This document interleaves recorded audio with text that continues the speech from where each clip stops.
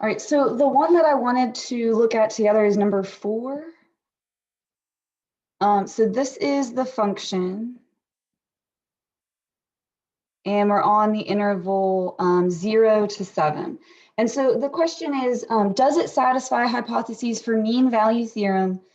Yes or no? If yes, do the problem, and if no, then explain why not. So the answer is no, and that part went well, and the explanation didn't go poorly either. There's just like one little thing I wanted to mention about it.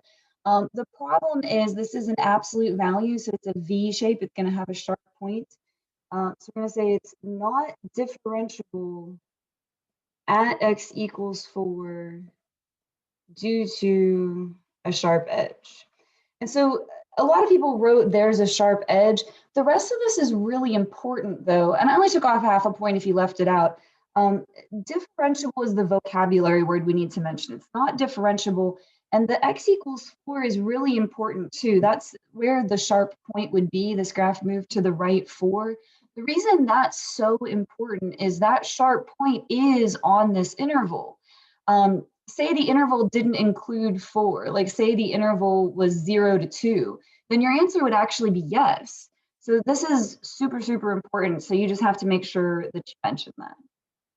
All right, and then someone had said 7b. I have to do A to get to B, so we'll start with A here. So this is the function.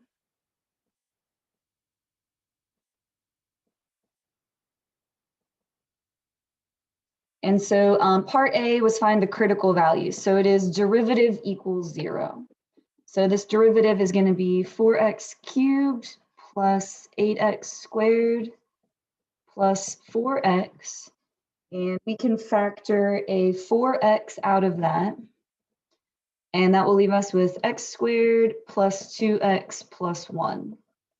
And this is going to split into x plus 1 times x plus 1. So that is going to be x plus 1 squared. And so your critical points are 0 and -1. So for part B, it's asking where is the function increasing and decreasing?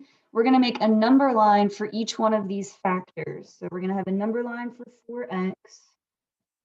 And a number line for x plus 1 squared. And I'm going to put the 0 and the 1 on there. Now, this first one's going to be negative and then turn positive. But this one is going to be positive the entire way across. Why is that? Why would that be positive the whole way through, guys?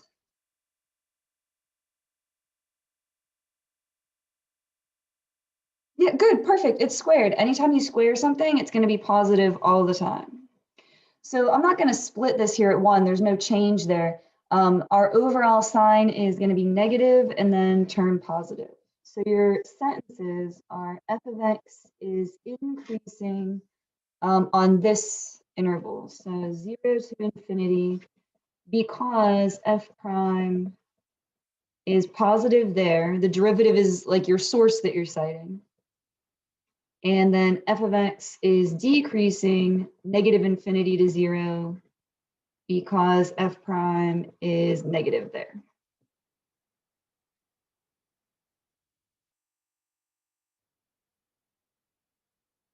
Yeah, and some people are writing some other things in the chat. I'm reading that there. So, you know, like if you had a mistake up here, then I read with you down here. So like I took off in part A, and some of you might have noticed like I wrote for part B, I wrote like okay because it matched part A, or like even down later, like part C is okay because it matches part B. So like wherever you had an error, like I read with you to the next part because I'm not going to take off like twice for the same mistake.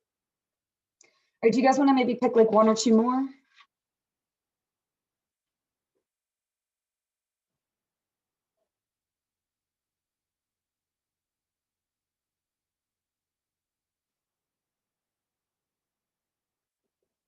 Or no, are you guys good?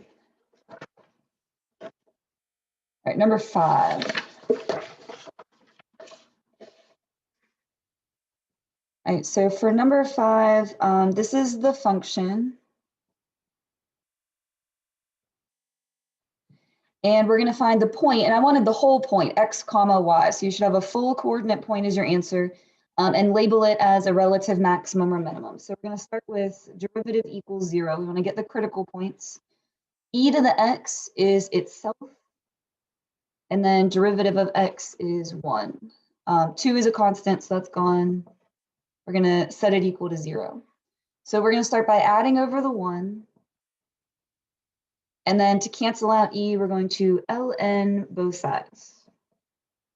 So those will cancel, and ln of 1 is 0. So 0 is our critical point, and we're going to make a number line for this derivative. So that e to the x minus 1, we're going to make a number line for that. And I'm going to pick test points on either side. So here I'm going to pick -1 and plug it in. Now without a calculator, I don't know exactly what e to the -1 is, but I know it's going to be 1 over e. A negative exponent is going to flip that. So 1 over e minus 1. So e is 2.718, da da da da da. I would just round that to 3, just ballpark. You don't have to get this perfectly. You just need whether it's positive or negative. Pretend this is a 1/3 minus 1. That's going to give you a negative result, which is all that you need out of that. And then over here, I'm going to plug in +1, so that'd be e to the first, which is e minus 1. So again, this is about 2.7 minus 1. That's going to be a positive result. And so, hey guys, it turned from negative to positive. So that means relative what? If we go from negative to positive.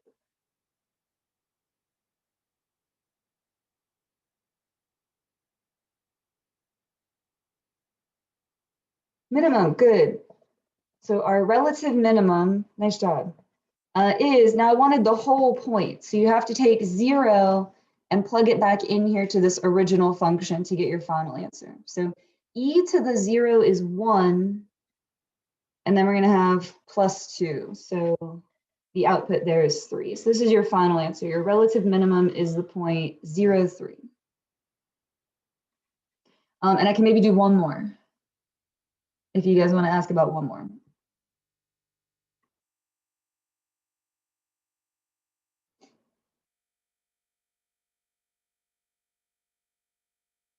All right, number 6.